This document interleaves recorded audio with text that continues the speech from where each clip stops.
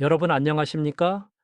시니어 건강을 전문적으로 진료해 온 전문의입니다. 오늘은 어르신들께 꼭 드려야 할 아주 중요한 건강 이야기를 준비했습니다. 겉으로 특별한 증상 없이도 어느 날 갑자기 어지럽고 다리에 힘이 빠지고 밤사이 조용히 돌아가시는 안타까운 사례들이 최근 몇 년 동안 빠르게 늘고 있습니다. 바로 저나트륨 혈증, 즉 혈액 속에 나트륨 농도가 비정상적으로 떨어지면서 발생하는 위험한 상황 때문인데요. 무서운 점은 이 질환을 유발하는 행동이 대부분 건강을 위해서라고 믿고 실천한 습관에서 비롯된다는 것입니다. 그래서 오늘은 어르신들이 흔히 좋다고 믿는 세 가지 건강 습관, 물 많이 마시기, 채소 많이 먹기, 소금 적게 먹기, 이 세 가지가 왜 동시에 실천되면 몸을 조용히 위험으로 몰아넣는지 끊김없이 쭉 이어서 자세하게 설명드리겠습니다. 진료실에 오시는 많은 어르신들이 이렇게 말씀하십니다. 하루에 2리터는 기본으로 마시고 3리터까지 마셔요. 그래야 건강하다던데요. 하지만 나이가 들수록 우리 몸은 물을 저장하는 능력, 물을 배출하는 능력, 전해질 균형을 잡는 능력이 모두 떨어집니다. 심장, 근육, 뇌는 모두 나트륨과 칼륨이라는 미네랄이 만들어내는 전기, 신호를 통해 움직이는데 물을 과하게 마시면 이 균형이 무너지면서 혈액 속 나트륨 농도가 빠르게 희석됩니다. 그 결과 힘이 빠지고 머리가 무겁고 어지럽고 심하면 부정맥이 생기고 더 심각하면 심장이 전기 신호를 제대로 받지 못해 심장마비로 이어질 수도 있습니다. 마라톤 선수에게도 물 과다 섭취로 인한 사망 사례가 보고될 정도이니 나트륨 보유 능력이 떨어지는 어르신에게는 훨씬 더 위험한 셈입니다. 칼륨 폭주가 문제를 만듭니다. 채소가 몸에 좋다는 것은 사실이지만 어르신들의 식습관은 종종 한쪽으로 크게 치우쳐져 있습니다. 채소와 과일에는 칼륨이 매우 많고 나트륨은 거의 없습니다. 반면 최근에는 저염식을 하시는 분들도 많아지면서 소금을 거의 먹지 않는 경우가 많습니다. 이 두 가지가 합쳐지면 어떤 일이 벌어질까요? 칼륨이 몸속에서 계속 늘어나면서 나트륨은 더 빠르게 밀려나가고 결국 전해질 균형이 완전히 무너져 몸이 기력을 잃기 시작합니다. 사실 초식 동물들이 평생 풀만 뜯어 먹어도 소금을 찾아 헤매는 이유가 여기에 있습니다. 풀만 먹는다고 건강해지는 것이 아니라 칼륨이 너무 많아 나트륨이 부족해지기 때문이죠. 어르신들도 동일한 원리입니다. 균형이 가장 중요합니다.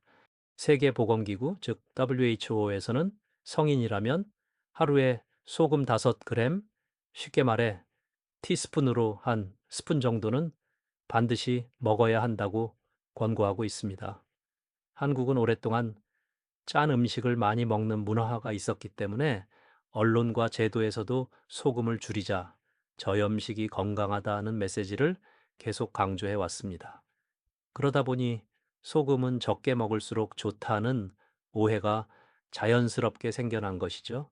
그런데 실제 어르신들의 그 식습관을 보면은 국이나 찌개 국물은 거의 안 드시고 김치나 젓갈도 최소한만 드시고 반찬 간도 아주 약하게 해서 드시는 경우가 점점 많아지고 있습니다. 이렇게 지나치게 싱겁게 먹다 보면 몸속 나트륨은 부족해지고 반대로 채소와 과일을 많이 드시면서 칼륨은 계속 늘어나 결국 저나트륨 혈증, 즉 나트륨 부족 위험이 훨씬 커지게 됩니다. 그럼 내가 저염식인지 고염식인지 어떻게 알 수 있을까요?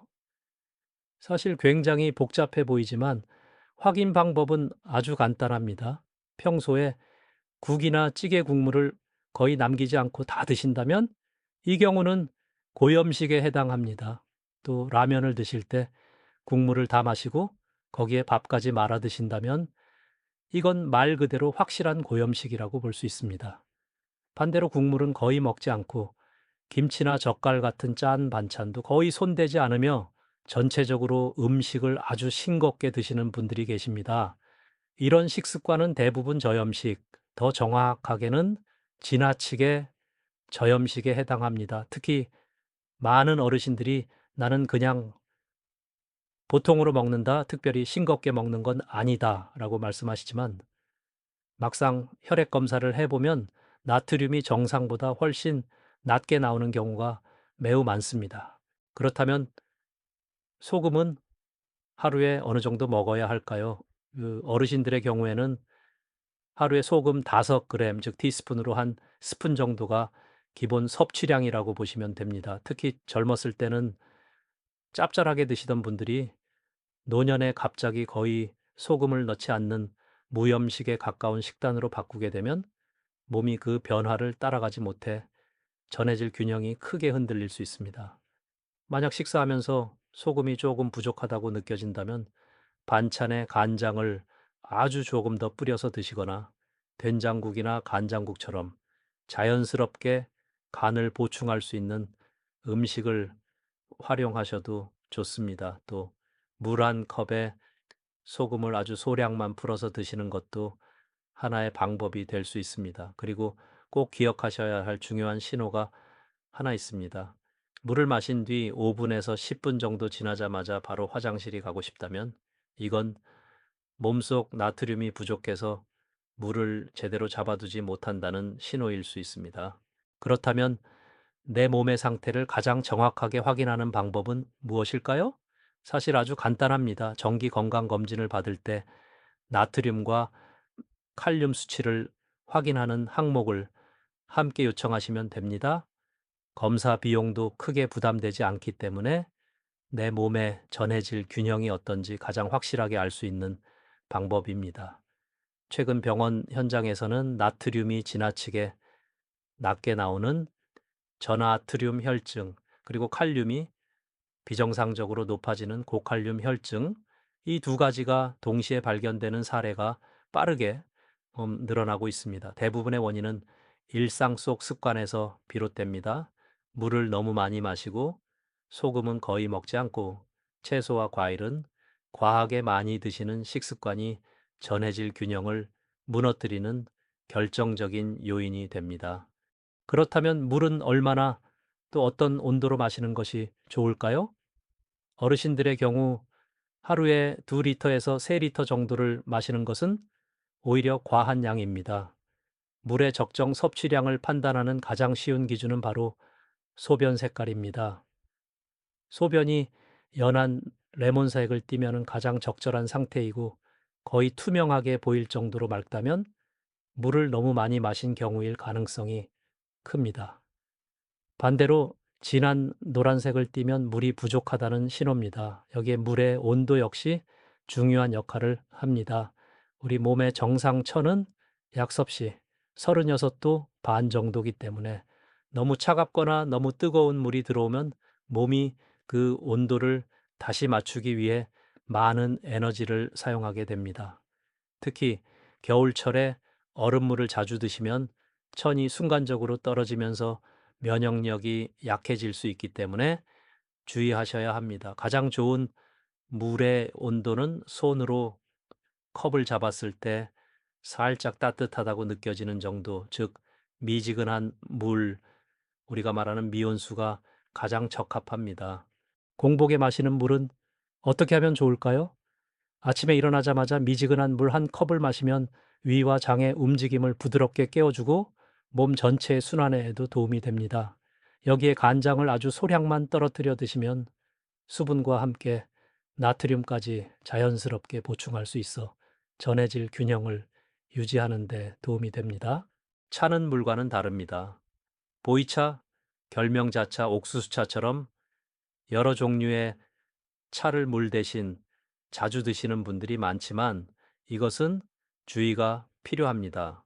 채는 기본적으로 이뇨작용을 돕는 성분이 들어있기 때문에 물을 마시듯 벌컥벌컥 드시게 되면 오히려 탈수가 심해지고 전해질 균형이 더 쉽게 무너질 수 있습니다. 그래서 차는 차처럼 천천히 즐기면서 드시고 몸속 수분을 채우는 목적이라면 반드시 물로 보충하는 것이 가장 안전합니다. 그리고 탄산수도 조심하셔야 합니다. 탄산 자체는 문제가 없지만 시중에 판매되는 탄산수 대부분에는 첨가물이나 향료가 포함되어 있습니다.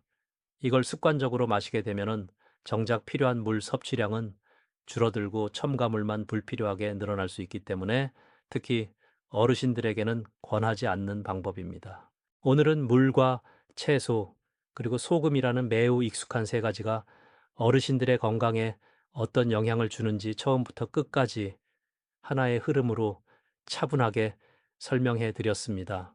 그동안 건강을 위해서라고 믿고 실천해 오신 습관들이 나이가 들면서는 오히려 몸을 위험하게 만들 수 있다는 점, 오늘 꼭 기억해 주셨으면 합니다.